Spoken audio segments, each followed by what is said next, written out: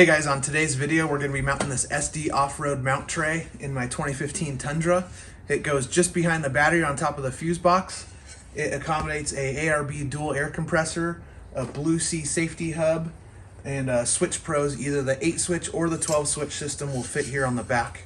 So it's all aluminum, laser cut out, super nice product. Again, this is going on a Tundra, but he makes them for 4Runners, Tacomas, Lexus GXs. Just reach out to him to see if he has a product for your specific vehicle. I'll put his Instagram in the video description. So I had a rat's nest of wiring before, and this is going to make it way more organized and just clean everything up with everything fused through the safety hub. So let's get started on that install. So I previously had my Switch Pro and a fuse block mounted here on top of my lid for the fuse panel. I've already taken that all out. All these wires were going to that, and it'll get all cleaned up. So these are the two brackets for the tray. It goes down to the 10mm bolt for the fuse box, and on this side it goes down to the 10mm bolt for just this wiring harness on the silver metal tray that's right behind the fuse box. So these aren't tight yet, they're just loosely fitted in here. The tray is going to go right on here, and then you're going to riv nut, actually you're going to drill 3 holes into the fender well here, and you're going to do 3 riv nuts and mount it this way, and then 2 bolts here and 2 bolts here. All right, so here's the tray, roughly where it goes. Just discovered a little kind of minor fitment issue, not a huge deal, but this brake line right here makes contact with this corner of the tray edge. So again, this is where the Switch Pro mounts. The inner holes are for the 8 switch option. The outer holes are for the 12 switch option. But that brake line does hit. I don't want to touch the brake line. I'm not going to bend it or mess with it because I don't know how easy these lines kink. So I'm just going to trim the tray a tad. Again, this is a 2015 Tundra. Maybe the 16s or 17s or all the way up through 21s. Maybe this brake line is just slightly different, or maybe my production that week of the Tundras, this had a couple degrees less bend in the brake line. Who knows? Super minor issue though. I'm just going to trim maybe a ½ inch off of this tray here, which will allow this L bracket to go tight against the fender. So I'm going to start with going about a ½ inch in, and I'm just going to mark straight up, and then my plan is to go straight to the side using that bend mark there.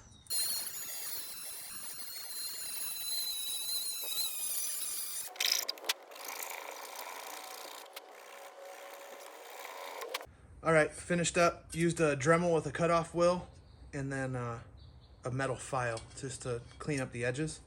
So you can't even tell now what I altered.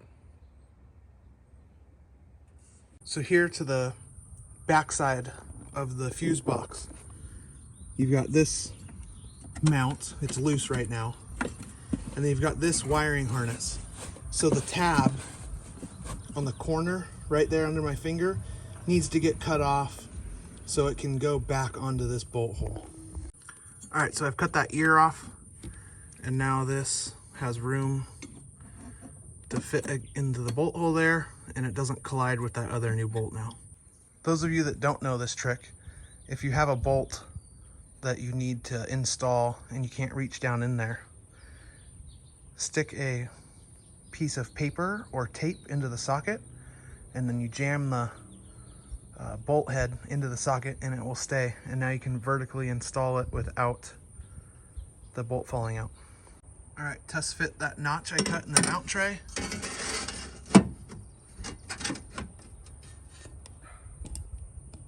It's gonna work perfect.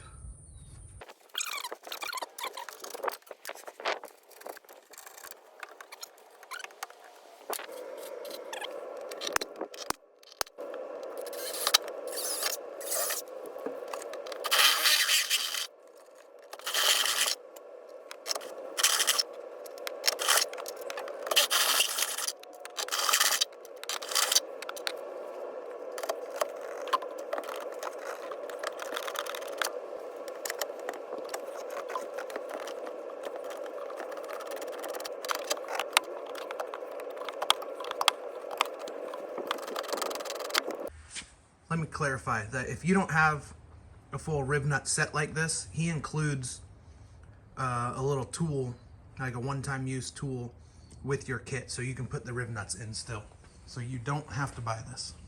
So like I mentioned before, I've got the Switch Pro SP9100. It's the 8 switch option. They didn't have the 12 when I bought this one. And again, it mounts vertically here on the tray. It's so cool. All the baggies are labeled, so SP to MT, so Switch Pro to mount tray. So those 2 bolts for that. All the bags are labeled with exactly what they're supposed to be, and I've got probably 8 more bags in the box for all these different options. So I'll get mounting this stuff up. I'll probably time lapse it so you can just see it all go together.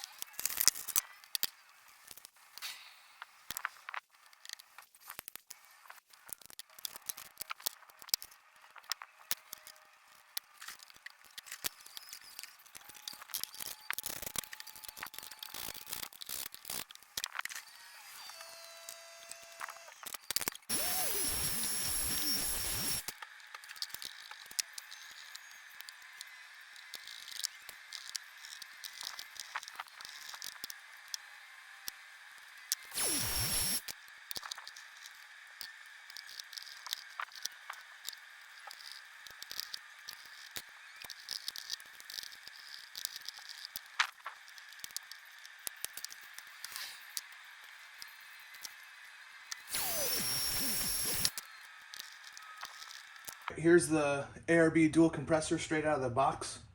It comes pretty much all ready and assembled. You got the 2 little air filters. You just got to screw them in the back here.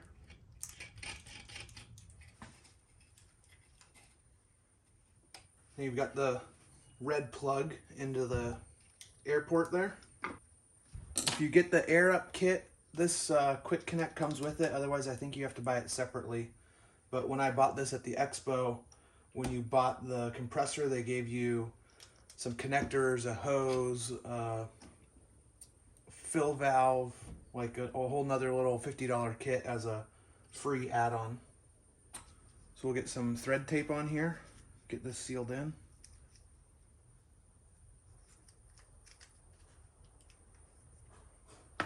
I was gonna run this riser with an air outlet to go to my air tank. I might just run this and go straight to my air tank and then install this maybe on the front of the truck with this bulkhead piece. I think I'm gonna do that. So changing up the plans. Run this quick connect for just the plastic airline, the 1/4-inch airline. I'm gonna put that in the top of the air compressor, run this to my pre-existing air tank from my last system. I think it's a little 3 or 5 gallon tank. Then I have one of these in the rear bumper of the truck already. So now I'll just find maybe a place up front bumper or fender well somewhere. I'll put this brass bulkhead, install it in the truck, and then screw this in there. So now I'll have a quick connect at the front of the truck and the rear of the truck. Because ideally I don't feel like opening my hood every time I want to get access to the compressor. So now I'll just have quick connects.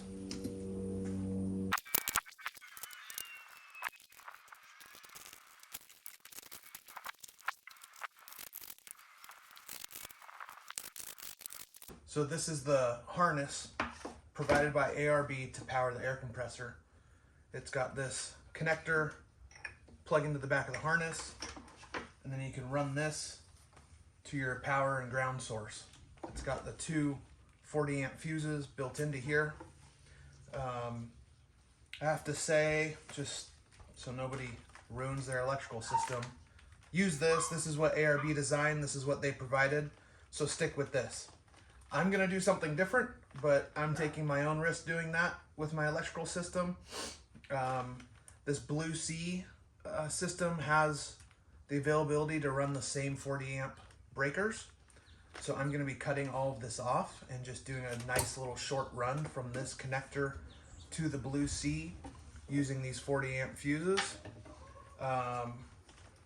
But I can't say that I recommend for you to do that because I want you to figure out your own system and make sure it's safe and, you know, ARB approved. So I'm gonna modify mine a little bit and veer away from this big harness.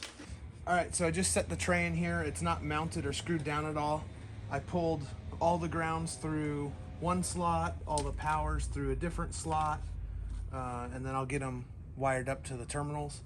One thing I did do was I mounted the compressor 180 degrees wrong.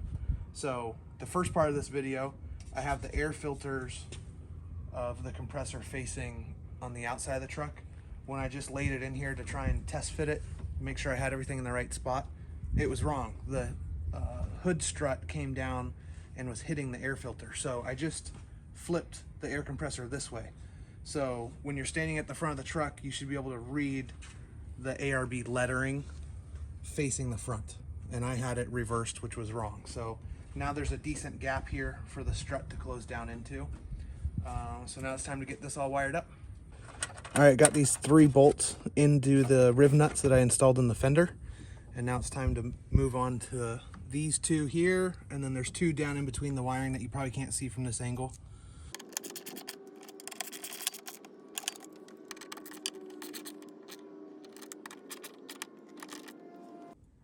All right, just wrapped up the ground wires. Those are all connected. Now I'm gonna work on this mess of accessory power wires that are all gonna go onto these terminals, and that's all the Switch Pro terminals. Getting pretty close to being wrapped up with this.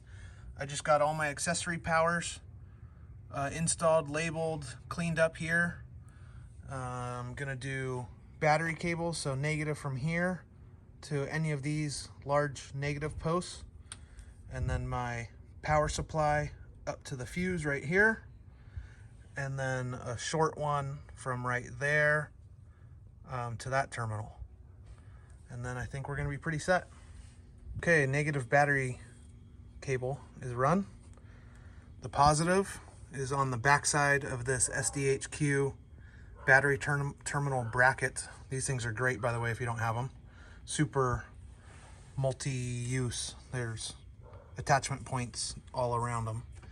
So positive on the backside of this terminal up to the fuse. I've got the fuse disengaged right now. And then positive from the fuse around to this Blue Sea fuse block. I ran the ARB wiring harness through the dash. Here's all the wiring here. The switch, just for basic on and off, goes to the isolator switch option. The ones that say switch 1 and 2, these other 2 leads on the left and the right here, those are for front and rear air lockers. But since I'm only running the compressor part, the switch goes to this. And then I decided I'm gonna put it here. So I've outlined what I wanna cut away, just to the left of the steering wheel on the dash. So I'm gonna get cutting on that with the Dremel.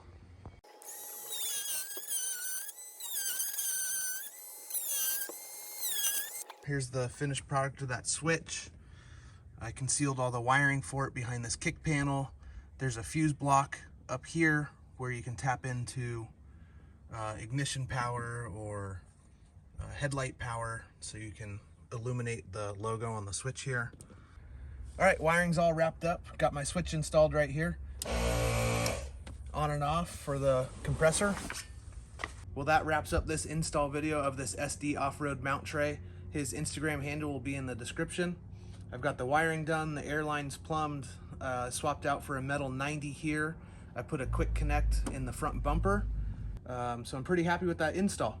So if you found this video helpful, please subscribe to the channel. Help me get to my 1,000 subscriber goal.